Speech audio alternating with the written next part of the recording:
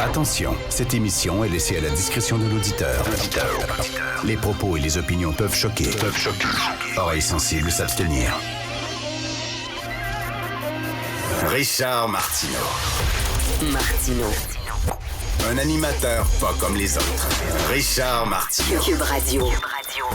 Bonjour, bon vendredi tout le monde. Écoutez, je veux revenir sur la chronique de Sophie, ma douce Sophie Durocher, dans le journal aujourd'hui.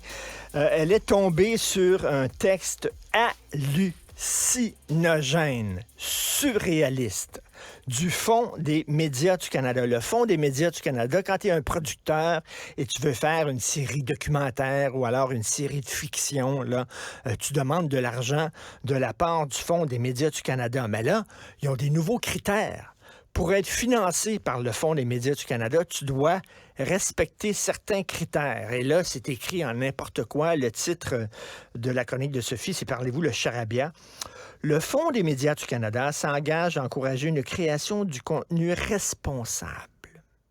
OK, c'est pas tout là, de faire une série. Il faut que ce soit une série responsable. Parce que oui, vous avez une responsabilité sociale, les créateurs. C'est pas tout d'avoir des intrigues le fun, des personnages complexes et tout ça. Non, non, non. Vous devez faire la leçon aux citoyens et élever le niveau de moralité du Canada. OK?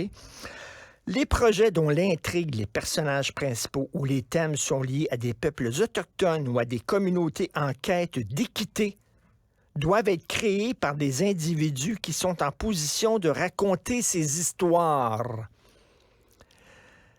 Alors, pour raconter une histoire d'Innu, tu dois être Innu. Pour raconter une histoire de gay, tu dois être gay. Pour raconter une histoire de noir, tu dois être noir. Si tu n'es pas noir, tu n'auras pas d'argent du Fonds des médias du Canada. Spike Lee qui a fait la vie de Malcolm X. Ben Spike Lee est noir, Malcolm X est noir. C'est bon. C'est bon. Il coche la bonne case. Lui, il va avoir de l'argent. Mettons.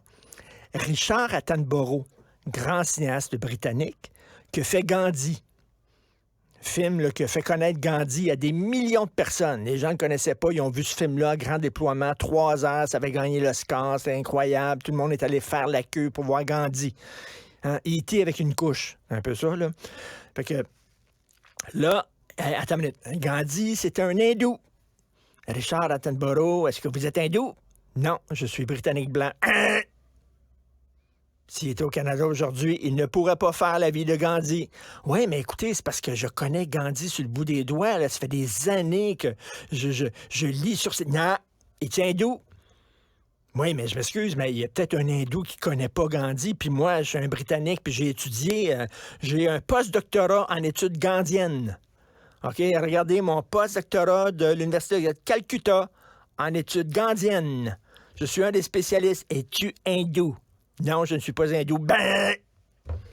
Tu n'as pas tes frais.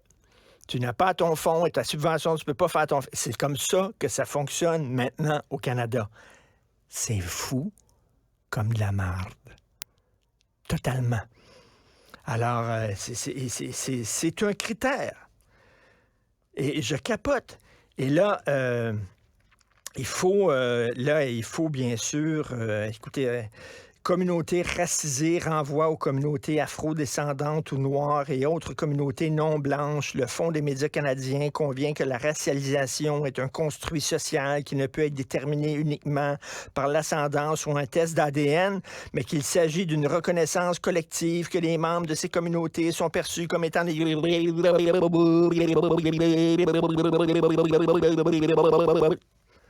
Alors voilà. Là, c'est super long, t'as des cases et voilà.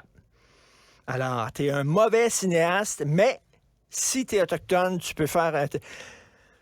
Incroyable. Robert Flaherty était un des grands réalisateurs de documentaires au monde. Dans les années, 20?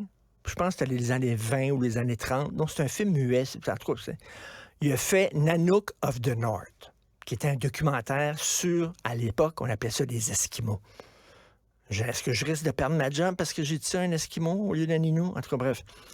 ça a fait le tour du monde. Les gens avaient jamais vu d'Esquimaux, puis là, des igloos, puis tu le vois en train de construire un igloo avec son fils, puis ils partent à la chasse aux phoques, puis tout ça. Les gens capotaient, avaient jamais vu ça.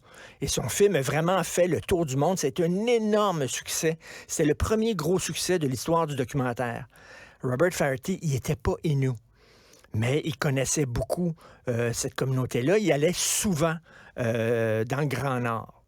Aujourd'hui, il ne pourrait pas.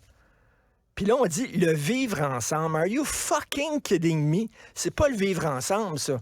Quand tu as besoin de faire partie d'un ghetto, d'une communauté pour parler de cette communauté-là, c'est tout sauf le vivre ensemble. On est rendu là. Bravo.